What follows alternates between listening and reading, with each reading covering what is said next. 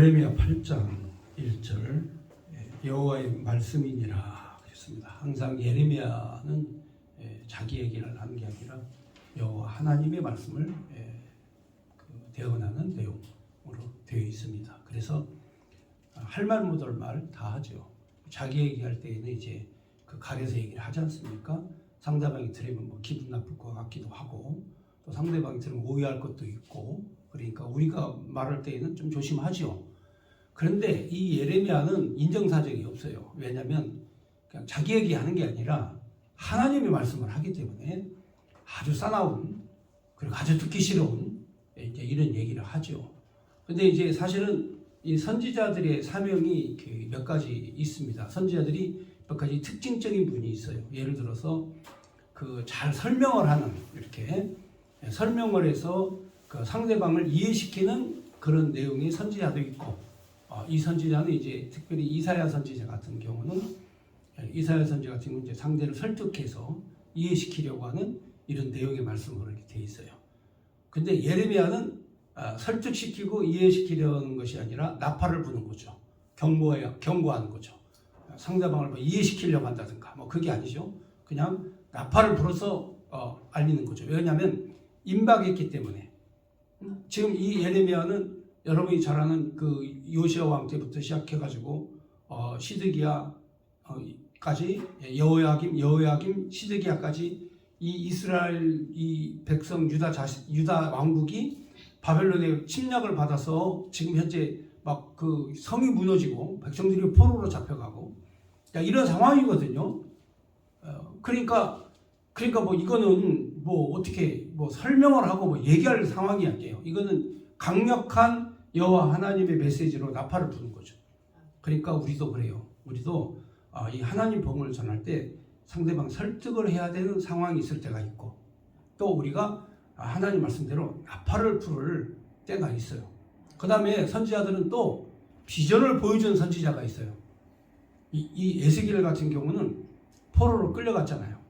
제사장이었다가 포로로 끌려갔으니까 이제 성전이 없어졌으니까 제사장 예복도 못 입고 성전에 들어가야 돼. 들어갈 성전도 없고 제사를 지내야 되는데 제단도 없고 여호와의 성막도 없고 그러니까 뭐 이제는 이제 뭐 별 수 없이 노예 옷을 같이 입고 슬피 울면서 강가에서 슬피 울면서 하나님께서 다시 예루살렘과 유다를 회복시켜 줄 것이다 하는 내용의 그런 꿈과 비전을 바로 백성들에게 심어준 선지자.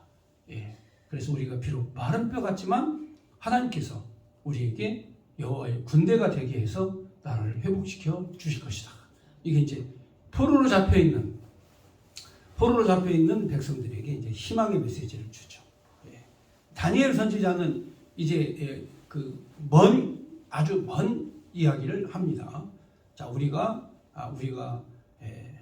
이 아수르로부터 침략을 받고 그리고 아수르의 침략이 끝나니까 바벨론의 침략을 받고 바벨론의 침략이 끝나니까 고레스 대왕이 페르시아가 메데와 바사가 우리를 침략하고 그리고 또 우리가 잠시 보니 그 다음에 또 강력한 그런 군대가 나타나는데 마게도니아가 나타나서 또 싹 우리를 쓸어버리고 또 그런가 싶었더니 로마라는 나라가 또 나와서 바로 세계를 다스리더라.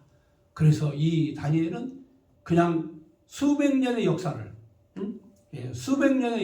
한꺼번에 다 보면서 백성들에게 말씀을 전하는데 그래도 하나님 여호와를 끝까지 믿으면 하나님께서 풀물불 속에서도 구해주시고 또 여호와 하나님을 경외를 잘하면 사자굴 속에서도 우리를 구해주셔서 우리 민족으로 하여금 다시 예루살렘으로 돌아가 회복해서 하나님께 영광스러운 제단을 쌓고 제사를 드리고 하나님께 다시 예배를 회복할 것이다 하면서 수백 년의 역사를 쫙 얘기를 해주는 거죠. 그러니까 이사야 선지자 같은 경우는 한 100년 후에 있을 바벨론의 침공에 대해서 백성들에게 설명을 해주는 거죠.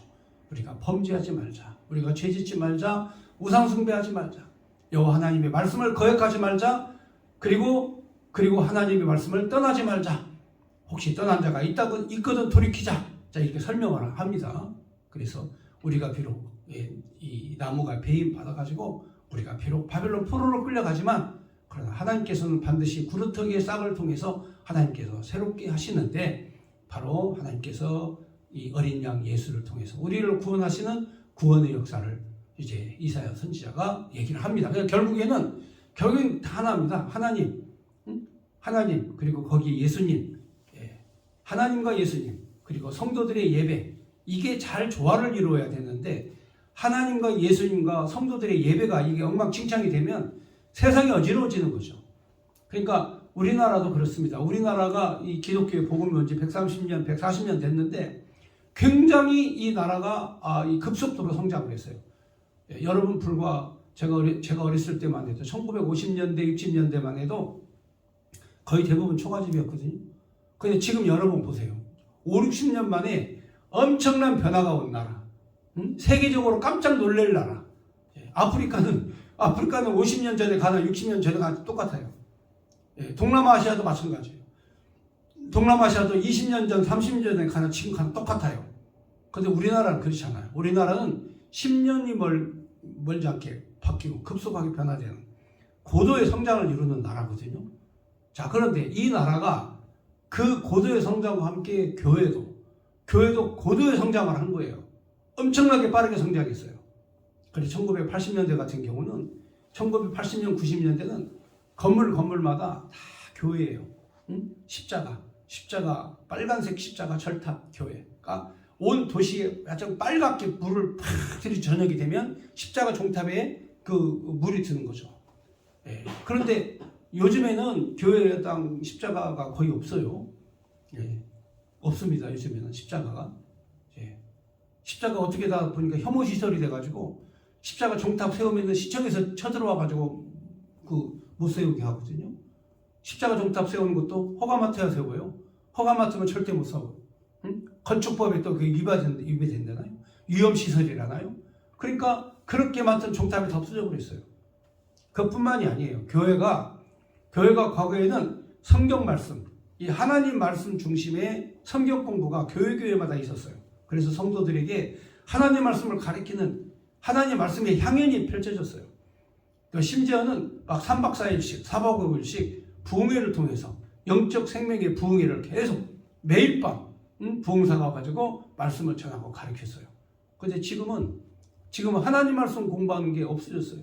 주일날도 겨우 성경 한두 구절 읽고 목사님이 성경을 해석하는 것이 아니라 철학적인 내용의 이야기로 백성들에게 가르치고 성도들에게 철학적 얘기를 가르치고 세상의 지혜를 가르치고 하나님 말씀의 지혜, 하나님 말씀의 능력, 하나님 말씀의 영원성에 대해서 얘기를 해야 되는데 지금 현재 이 교회가 무너져가는 이유가 말씀이 떠나는 거예요. 그래서 예레미야 선지자도 이 백성이 망하는 이유는 바로 하나님의 말씀에서 멀어져서 떠난 것이다. 그런데 왜 그럴까? 바로 교회의 지도자, 예루살렘의 지도자들이 타락하고 범죄하고 죄를 져서 바로 이 백성이 망하는 것이다. 그러므로 예레미야 선지자는 하나님의 말씀이니까 인정사정이 없다고 제가 말씀드렸죠. 하나님 말씀이니까 인정사정이 없어요. 제사장 눈치도 안 보고 서기관 눈치도 안 봐요. 바로 질러 대는 거예요.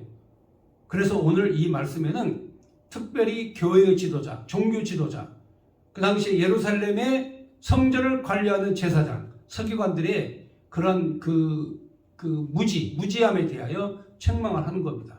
다시 말하면 철새들도 다 때를 따라서 시간이 되면 돌아오잖아요. 그렇죠? 계절에 따라서 두루미도 돌아오고 다 돌아오지 않습니까? 그런데 하나님의 백성들은 하나님을 떠났지만 돌아올 줄을 모른다 이거죠. 회개하고 돌이킬 줄을 모르는 이러한 백성이 되었다 하면서 통렬하게 비판하고 책망을 하면서 슬프다 나의 근심이여 어떻게 위로를 받을까 내 마음이 병들었도다. 야, 진짜 이 예레미야가 이 슬픔의 통곡의 선지자답게 이 너무나 슬프다 이거죠. 왜? 백성들이 돌아올 때가 되면 돌아와야 되는데 돌아오지를 못한다 이 말이죠. 자, 한번 보겠습니다. 8장 1절입니다. 여호와의 말씀이니라. 그때 사람들이 유다 왕들의 뼈, 그 지도자의 뼈, 제사장들의 뼈, 선지자들의 뼈, 예루살렘 주민들의 뼈를 그 무덤에서 끌어내어서 그들이 사랑하며 섬기며 뒤따름 구하며 경배하던 해와 달과 하늘의 무별 아래 펼치게 하리니 그 뼈가 거두이거나 묻히지 못하며 짐에 대해서 분토가 뜰 것이며. 얼마나 화가 났는지 하나님께서 무덤 속에 있는 뼈를 다 끄집어내 가지고, 이 뼈는 이제 옛날에 이 예루살렘과 유다 그리고 이 고대 지방은 동굴에다가 이렇게 동굴에다가 시신을 갖다가 놓았죠. 동굴에다가. 그러면은 이 시신이 어느 정도 마르다가 이제 분토가 되는 거, 뼈만 남죠. 근데 이 뼈들을요 싹 다 끌어내 가지고 그냥 길거리에다 깔아버리겠다는 거죠. 근데 어디다 까느냐? 이스라엘 백성들이 섬기는 해와 달, 우상을 섬기는 그 자리에다가 이들의 뼈까지 싹 다 뿌려버리겠다. 그리고 그들을 치울 자가 없어서 땅이 분토처럼 될 것이다. 그러면서 하나님께서 진노하심이 얼마나 강렬한지 3절에 보면 자기 백성 유다 자손들에게 이 악한 민족이라고 그랬어요. 악한 민족. 하나님 말씀을 떠나면 악한 민족이 되는 거예요. 성경을 떠나면 악한 민족이 되는 거예요. 여호와 하나님을 떠나서 우상을 섬기면 악한 민족이 되는 거예요. 교회가 하나님을 떠나면, 교회가 성경을 떠나면, 교회에 예수님이 주인이 아니면 그거는 악한 민족이 된 거예요. 그래서 3절에 이 악한 민족이 남아있는 자, 무릇 내게서 쫓겨나서 각처에 남아있는 자들이 사는 것보다 죽는 것을 원하리라. 만군의 여호와의 말씀이니라. 그러니까 내가 고통이 왜 오는지 사람들이 몰라요. 사람들이 보면은 자기 고통이 왜 오는지, 자기가 왜 고통이 오는지를 몰라. 근데 알고 보면은 그 고통이 다 자기에서부터 오는 거예요. 여기 성경에 있는 내용을 보니까 하나님을 배신하고 여호와의 집을 떠나고 우상을 섬기고 하나님을 떠나니까 이 하나님의 백성들이 당연히 산 것보다 죽는 걸 더 원하는 고통을 당하는 거죠. 그러니까 사람들이 그래요. 왜 나만 당하는 고통이 있냐 하는, 그러면서 찬송도 또 그런 찬송이 있죠. 왜 나만 겪는 고난이 있냐고 슬퍼하지 말아요. 이런 찬송 부르면서 질질 짜고 울거든요. 그런데 사실을 따져놓고 보면 그렇습니다. 이런 고난과 아픔이 다 문제는 나한테 있는 거예요. 다른 사람에게 있는 게 아니에요. 내가 저 원수를 잘못 만나가지고 내 인생이 완전히 망쳤다. 내가 저 인간 만나가지고 내 신세가 완전히 그냥 좀 쌍욕을 좀 하자면 그냥 조져을 했다. 그냥 내가 다시는 내가 그냥 내가 저런 인간을 만나면 내가 재수 복 다 떨어진다 하면서 그냥 투덜거리고 원망하고 그러는 순간 그게 그 사람에게 자신이 문제라고 말이에요. 그때는 바로 힘들고 어렵고 고난 당할 때는 바로 주님을 보는 거예요. 아, 내가 뭐가 문제가 있구나. 아, 나에게 원인이 있구나. 이렇게 보는 거죠. 가장 행복할 때는 언제 행복한 줄 아십니까? 예, 가장 행복할 때. 예, 그렇습니다. 내 주장을 펼치지 않을 때. 내 주장을 펼치지 않으면 그렇게 행복해져요, 사람이. 예. 내 주장을 막 강력하게 내세우잖아. 집안에서도 맨날 싸워요. 맨날 전쟁터예요. 내 주장을 내세우지 않을 때. 상대방에게 나의 강력한 주장을 내세우지 않을 때. 사람들은 그래요. 우리 이렇게 보면은 좀 철이 없고 좀 이렇게 좀 아직 어리고 그러면은 막 강력하게 자기 주장을 막 관철하려고 하거든요. 근데 그럴 필요 없어요. 그럴 필요 없습니다. 내 주장 내세워봤자 나만 아픈 거예요. 그러니까 상대방의 의견을 잘 경청하고 듣는 이런 훈련이 필요한 거죠. 이스라엘 민족과 유다가 왜 악한 민족이 됐느냐? 하나님의 음성을 들으려고 하고 하나님의 음성을 경청하려고 하고 그러지 않고 자기 주장, 자기 생각, 자기 행동, 자기가 하고 싶은 대로 다 하는 거예요. 그러니까 해도 만들어 놓고 달도 만들어 놓고 그것이 하나님이라고 거기 엎드려서 경배하고 그런 짓을 하고 있다니까요. 지금 우리나라의 교회가 왜 이렇게 기독교인들의 숫자가 점점 줄어져 가느냐? 예, 그거는 이유가 있어요. 왜? 자기 생각, 자기 방식대로만 하니까. 성경 말씀이 사라져버리고 철학이 난무하니까 그래요.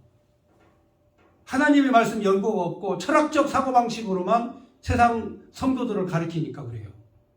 그래서 바로 그 인민사회주의가 얼마나 나쁜지, 교회의 적, 성경의 적이 바로 공산주의인데 이 인민사회주의, 공산주의가 얼마나 나쁜지 그걸 알지를 못하는 거예요.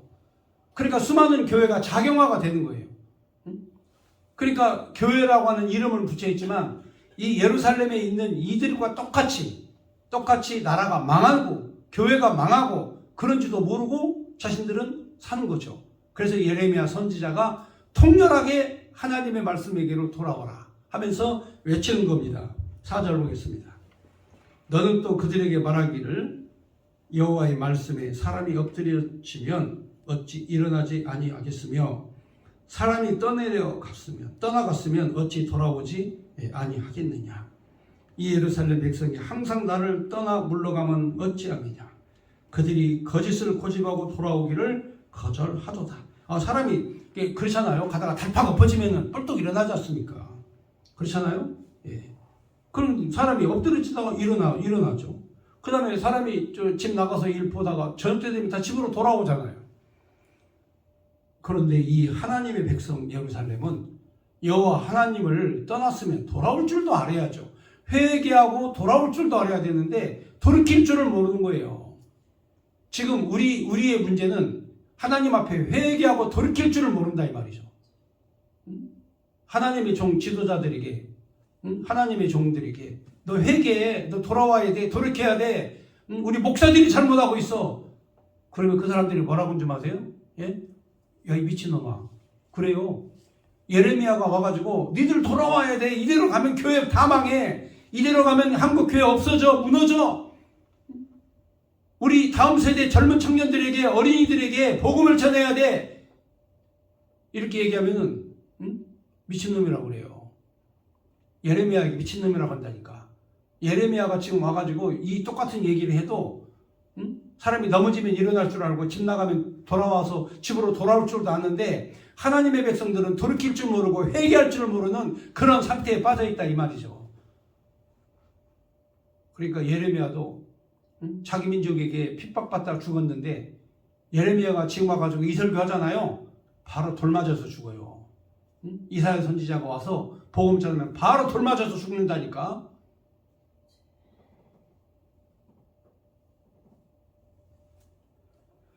6절에 보면요. 내가 귀를 기울여 들은즉 그들이 정직을 말하지 아니하며 그들이 악을 뉘우쳐서 내게 행한 것이 무엇인고 말하는 자가 없고 전쟁터로 향하여 달리는 말같이 각각 그 길로 행하도다.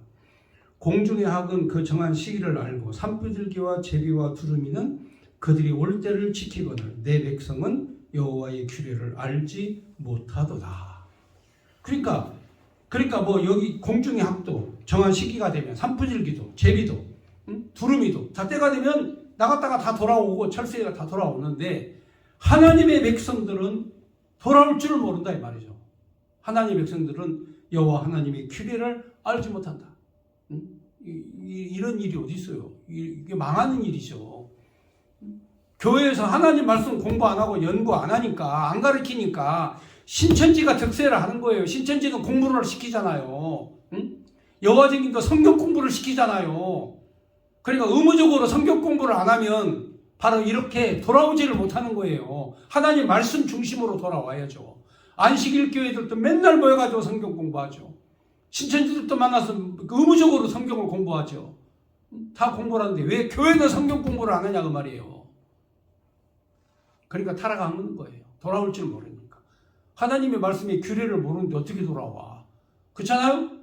그러니까 하나님 말씀 주일날도 이렇게 주일 예배도 성경을 한 절씩 읽으면서 이렇게 공부하는 게 얼마나 은혜가 되는가 말씀이죠 이게. 8절에 보면 너희가 어찌 우리는 지혜가 있고 우리에게 여호와의 율법이 있다 말하겠느냐. 참으로 서기관의 거짓풋이 거짓되게 하였나니 지혜롭다 하는 자들은 부끄러움을 당하며 두려워 떨다가 잡히리라. 보라 그들이 여호와의 말을 버렸으니 그들에게 무슨 지혜가 있으랴. 우리에게는 지혜가 있어요. 여호와의 율법이 있어요. 하나님 말씀 우리에게 있어요. 다 거짓말이다 이거죠. 거짓말. 서기관들과 제사장들이 거짓말을 말하는 거다 이거죠. 그러면서 부끄러움을 알라. 여호와를 버렸으니 너희가 무슨 지혜가 있냐 이거죠. 하나님 여호와가 떠나버린 교회. 응? 예수님이 없는 교회, 이게 무슨, 이 교회가 이게 무슨 교회냐고 말이에요.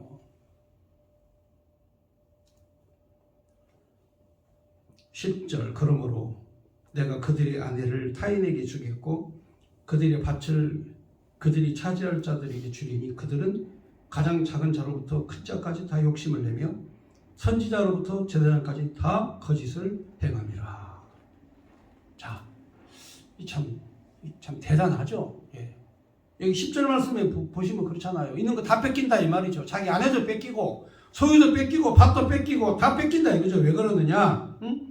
큰 자부터 작은 자까지 욕심을 내고 선지자들로부터 제사장까지 다 거짓을 행하고 그러고 있으니 다 뺏기는 거죠. 그러니까 지금 현재 우리가 이렇게 한국 교회가 이렇게 이 질서가 교회의 질서가 교회의 그 규례가 교회의 법도가 다 무너져 버리고 그리고 이 하나님의 복음과 말씀이 사라져 버리고 그리고 교회 안에 이념과 사상 신신학이 들어오고 자유주의가 들어오고 민중신학이 들어오고 해방신학이 들어오고 그러면서 한국교회 목회자들이 그리고 이 대학에서 가르치는 신학대학에서 가르치는 목사들이 복음을 떠나고 철학만 가르치고 좌경화되어 있어서 바로 이 보수주의자들이 이 정권을 잡으면 게을러 터지고 자신들의 그런 이익만 추구한다고. 여러분 보수 정권 잡았을 때 여러분 잡기 전에 교통사고가 1년에 13만 명씩 죽었어요. 13만 명씩. 우리나라에. 왜? 교통시설이 하나도 돼 있지 않아요. 가난한 나라. 빨리 움직이는 가야 돼. 국민 성격상. 그런데 도로는 돼 있지 않고. 그러니까 엄청나게 많은 숫자가 전쟁 때 죽는 숫자보다 교통사고로 죽는 숫자가 더 많았어요. 지금은 1년에 5천 명밖에 안 죽어요. 왜? 나라가 돈이 있으니까 시설을 잘 해놨죠. 도로도 넓혀놨죠. 막히면 지하로 터널을 뚫죠. 요즘에는 경사도 올라가는데 저보다 열선 깔아가지고 도로가 얼지를 않아요. 저보다 열선 깔아놓고 아니면은 소금물을 뿌리는 자동 분사 시스템이 있어가지고 도로마다 넓어지고 고속도로 만들어 놓고 사람들은 빨리 움직이고 물동량가 많지만 사고가 안 나요. 죽질 않아요. 왜? 과거 때는 돈이 없으니까. 돈이 없는 세상이니까 사람들이 희생당하는 거예요. 그러다 돈이 있으니까 얼마나 편리합니까? 바로 자유민주주의, 보수주의가 나라를 발전시켰어요. 보수주의자들이 다 나라를 부강하고 강인하게 만들었단 말이죠. 그런데 이 진보 정권을 잡은 사람들이 어떻게 나라를 망쳐놨습니까? 지난 5년 동안 문재인 정권에 얼마나 이 나라가 힘들어졌어요. 그러니까 이게 이 하나님 말씀을 떠나면 무엇이 진리인지 무엇이 이게 거짓인지를 구분을 못하는 거예요. 그러면서 11절에 그들의 딸이 내 백성의 상처를 가볍게 여기면서 말하기를 평강하다 하나 평강이 없도다. 그러니까 평화 계속 얘기를 하죠. 5년 동안 문재인 정권에서 평화를 그렇게 얘기를 했는데 여러분 문재인 정권 끝나자마자 세상이 어떻게 됐습니까? 북한이 미사일을 하루아침에 30발을 넘게 쏘고 핵을 개발해서 바로 남한의 백성들을 불지옥으로 만들어버리겠다고 다 핵을 개발하면서 저런 식으로 위협하고 있고 그리고 시도 때도 없이 대포를 휴전선 근처에서 쏘아대고 어느 날 갑자기 막 전투기를 막 150대나 띄워놓고 물론 이쪽에 방어훈련 물론 비질런스 스톰이라는 그런 방어훈련을 해서 이쪽에도 비행기가 240대가 하늘로 뜨니까 북한에서 대응을 했다 칩시다. 그런데 미사일이 왜 쏩니까? 자, 이렇게 도발을 계속하고 있어요. 그런데도 이게 평강하다 평화로 이 나라를 지켜야 된다. 여러분 공산주의가 무슨 평화가 있습니까? 6.25 때 경험해봐서 알잖아요. 저들은 평화를 원하는 게 아닙니다. 이 땅을 점령하는 걸 원하지. 그러니까 평강하다 이건 전부 다 거짓말이라 이 말이에요. 공산주의는요 싸워서 부셔서 그들을 물리쳐야 될 집단이지 그들과 평화롭게 공존할 집단이 아니라 그 말이에요.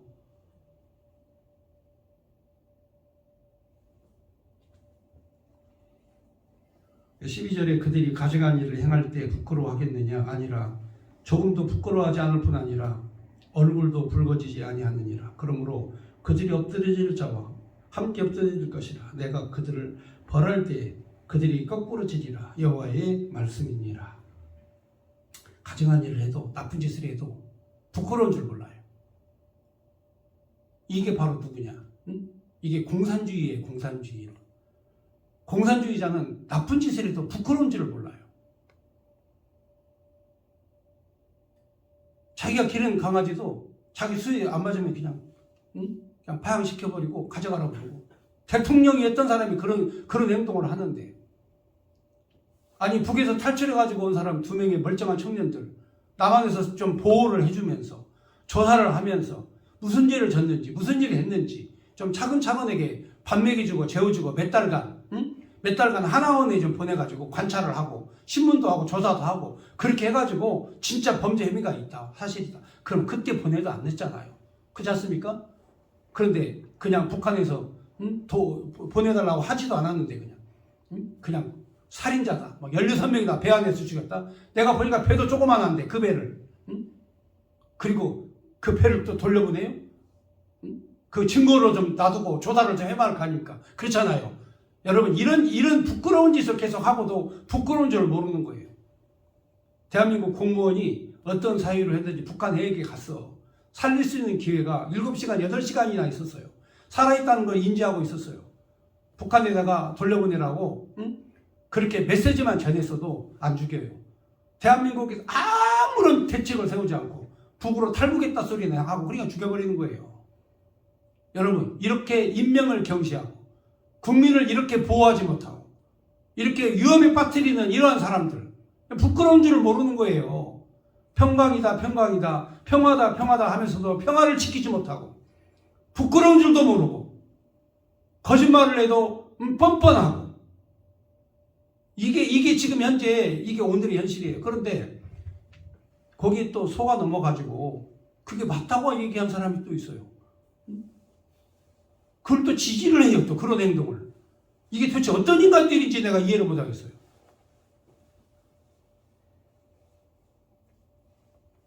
그래서 예레미야 시대 이때 이미 이 얼굴이 붉어지지도 않고 부끄러워하지도 않는다 이거죠. 그러면서 13절에 여호와의 말씀이니라. 내가 그들을 진멸하리니 포도나무에 포도가 없을 것이며 무화과나무에 무화과가 없을 것이며 그 잎사귀가 마를 것이라. 내가 그들에게 준 것이 없어지리라 하나니 우리가 어찌 가만히 앉아있으랴. 모일지어다. 우리가 견고한 성으로 들어가서 거기에서 멸망하자. 우리가 여호와께 범죄하였으므로 우리 하나님 여호와께서 우리를 멸하여 우리에게 독한 물을 마시게 하심이니라. 우리가 평강을 바라나 좋은 것이 없으며 고침을 입을 때를 바라나 놀라움 뿐이로다. 그의 말에 부르짖음이 단에서부터 들리고 그 준마들이 우는 소리에 온 땅이 진동하며 그들이 이르러 이 땅과 그 소유와 성읍과 그 중에 주민을 삼켰도다. 여호와의 말씀이니라. 내가 술법으로도 제어할 수 없는 뱀과 독사를 너희 가운데 보내리니 그것들이 너희를 물리라 하시도다. 술법으로도 안 되는 그런 독사를 보내서 다 너희를 물어서 죽여버리게 하시겠다. 이게 바로 이제 예레미야 선지자의 경고 메시지입니다. 그러니까 하나님께서 이렇게 말씀을 주시는 이유는 우리 민족으로 하여금, 우리 교회로 하여금 정신 바짝 차리고 성도들로 하여금 깨어서 각성해서 긴장해서 바로 민족과 나라와 교회와 자기 가정을 지키는 방법은 하나님의 말씀으로 돌아오는 것이다. 이거를 알아라 하면서 주신 말씀입니다. 자, 그런데 하나님의 말씀을 이렇게 이제 받아서 전하거든요. 근데 가끔 가다가 예레미야 선지자는 자기의 감정적 표현을 해요. 자기의 감정적 표현. 그러니까 하나님 말씀을 받아가지고 백성에게 전하는데 이 백성들이요, 하나님 말씀대로 따라서 변하면 얼마나 재미가 있겠어요. 요나 선지자 같은 경우 있죠. 요나 선지자는 여러분이 잘 아는 이 북이스라엘의 적이 아수르예요. 아수르의 수도가 니느웨입니다. 그러니까 이 요나 선지자는 요나단이 태어날 때부터 아수르의 침략을 받으면서 항상 아수르의 공포 속에서 살아왔어요. 아수르는 여러분도 잘 아는 아시리아라는 그 고대의 아시리아라는 나라를 성경을 아수르라고 해요. 근데 이 아시리아는 농사도 짓는 것도 없어요. 목축업도 그렇게 잘하는 것도 아니에요. 근데 아시리아가 잘하는 게 군대를 조직해가지고 전쟁을 잘해요. 그래서 전쟁터에 가서 전쟁을 해가지고 적들의 물건을 빼앗아가지고 자기 나라의 경제를 유지하는, 쉽게 말하면 노량물로 경제를 유지하는 국가. 이게 아시리아예요. 그러니까 아시리아는 사실상 폭력적인 그런 군대 국가죠. 자, 그런데 아니 하나님 말씀이 요나에게 임하셨는데, 요나야 너는 가서 복음을 전해라. 그러니까 요나가 좋아가지고, 하나님의 음성을 들으면 얼마나 좋아요. 여러분들도 하나님 음성 들으면 기뻐 뛰고 날뛰겠죠. 그죠? 그렇잖아요. 아니 하나님의 음성이 내게 들렸는데 얼마나 기쁘고 즐거워요. 그런데 하나님, 야 요나야 너 나가서 복음을 전해라. 예, 감사합니다. 어디로 갈까요? 니느웨로 가거라. 그러니 이게 이거 어떡합니까? 자기가 평생 증오해왔고 평생 저주했고, 그런 니느웨로 가라고 하니 요나가 갈 수 있겠어요? 그러니까 요나는 나는 니느웨로 못 가요 하나님 하고 도망을 가버려요. 도망을 갑니다. 그래서 배 타고 그냥 딴 데로 도망을 가는 거예요. 하나님께서 그거 가만 놔두십니까? 풍랑이 일어나게 해가지고 요나가 이제는 바다에 빠지고 온갖 시련 다 겪고 난 다음에, 그 다음에 이제 깨어나서 보니까 하나님께서 니느웨로 날라버린 거야. 그냥 갔다가 니느웨에다가 탁 가서 던져놓은 거야. 이러다 보니까 니느웨네. 그러니까 하나님이 복음을 전하를 했으니까 그냥 회개해라. 니네 망한다. 니들 회개해라 하고 다니는데, 사람들이 막 그 말을 듣자마자 막 엎드려가지고 막 회개하고, 그리고는 막 왕에서부터 짐승에 이르기까지 나라가 망한다더라. 유다 땅에서 선지자가 왔는데 회개하라고 한다더라. 우리 다 회개하자, 아니면 망한다. 이 유다의 하나님 여호와가 엄청나게 무서운 하나님이신데 우리가 그분만 안 들으면 우리 다 죽는다 해가지고 다 금식하고 베옷을 입고 회개하고 이런 일이 일어났어. 그래 요나가 얼마나 깜짝 놀라겠어요. 그렇잖아요. 선지자가 얘기할 때 뭔가 반응이 있어야 이게 재미가 있는데, 그렇잖아요. 그러니까 요나가 막 신이 난 거예요 그때부터. 그러니까 요나가 거기서 복음을 전하다가 자기네 땅 돌아오지도 않고 거기서 죽어요. 그래서 요나의 무덤은 니느웨에 있어. 요나의 무덤 있죠? 요나의 무덤은 니느웨에 있다니까. 거기서 외치는데 막 백성들이 막 회개하고 막 베옷을 입고 이런 일이 일어나니고 다시 돌아갈 마음 생기겠어요? 처음에는 죽었다 깨어나 나간다고 도망을 갔다가 하나님이 탁 집어넣고 거기서 재미를 보니까 거기서 돌아오지도 않고 거기서 살다가 거기서 죽었어요. 야, 여러분 이게 반응이 있어야 되는데 이 반응이 뭔가요? 그러니까 예레미야는 그렇게 외쳐도 백성들이 반응을 하지는 않는 거야. 하나님의 백성들이요. 하나님의 백성들이 이거 무슨 뭘 잘못 먹었는지 하나님 말씀을 전해도 이들이 그냥 들을 생각도 않고 듣지도 않고 말이죠. 그래서 요나가 복음을 외쳤을 때 회개했던 니느웨는 그렇게 이방 민족이라도 회개를 했는데, 유다 자손들 이스라엘 백성들이 회개를 안 해요. 돌이키질 않아. 하나님의 말씀이 선포됐는데도 이들이 하지를 못해요. 그러니까 선지자의 마음이 어떻게 했어요? 그래서 18절 말씀에 그 고통과 아픔에 자신의 마음을 표현을 하죠. 슬프다 나의 근심이여 어떻게 위로를 받을 수 있을까? 내 마음이 병들었도다. 해도 안 되니까 슬프기도 하고 근심되기도 하고, 그러니까 고통스럽기도 하고, 어느 누구 하나 호응해 준 사람도 없고, 그러니까 마음이 병이 든 거예요. 그러면서 19절에 내 딸 내 백성의 심히 먼 땅에서부터 부르짖는 소리로다. 여호와께서 시온에 계시지 아니한가? 그의 왕이 그 가운데 계시지 아니한가? 그들이 어찌하여 그 조각한 신상과 이방의 헛된 것들로 나를 경노하게 하였는고 하시니, 추수할 때가 지나고 여름이 다하였으나 우리는 구원을 얻지 못한다 하는도다. 내 딸 내 백성이 상하였으므로 나도 상하여 슬퍼하며 놀라움에 잡혀 있도다. 길르앗에 유황이 있지 아니한가? 그곳에 의사가 있지 아니한가? 내 딸 내 백성이 치료를 받지 못한 어찌 됨이고. 자, 이 길르앗은 이제 고치는 병원이 있었어요. 우리는 현대로 말하면 종합병원이 있었어요. 종합병원 길르앗에. 유향이라는 게 그 치료제죠. 지금도 우리나라에도 유향으로 치료제로 나오죠. 예. 자, 이 유향도 있고 거기에 의사도 있고 그리고 종합병원도 있고 그런데 내 백성이 치료를 받지 않는다. 고치질 않는다 이거죠. 질병은 고칠 수 있는데 이 신앙의 병들면 고치기 힘들어요. 신앙의 병들면 정말 고치기 힘듭니다. 그래서 하나님께서 우리에게 주시는 예레미야의 말씀을 통해서 내가 어떻게 하나님 여호와께 가까이 가는가 딱 한 가지밖에 없어요. 하나님 말씀을 상고하고 공부하고 연구하고 말씀으로 돌아오는 거예요. 그래서 이 복음의 말씀, 성경 말씀으로 한국교회, 여러분의 가정, 여러분의 신앙이 돌아와야 교회와 가정과 여러분의 신앙이 성경 말씀을 통해서 공부를 통해서 돌아와야 된다. 이거 외에는 방법이 없어요. 그래서 새로운 복음의 계절이 이 한국 땅에 다시 펼쳐지도록 세계에 하나님 말씀을 연구하는 이거 외에는 진리가 없다는 이 복음운동, 복음주의가 이 땅을 정복할 수 있도록 여러분들이 함께 우리 교회가 그리고 여러분이 한국교회가 함께 할 수 있도록 기도해 주시기 바랍니다.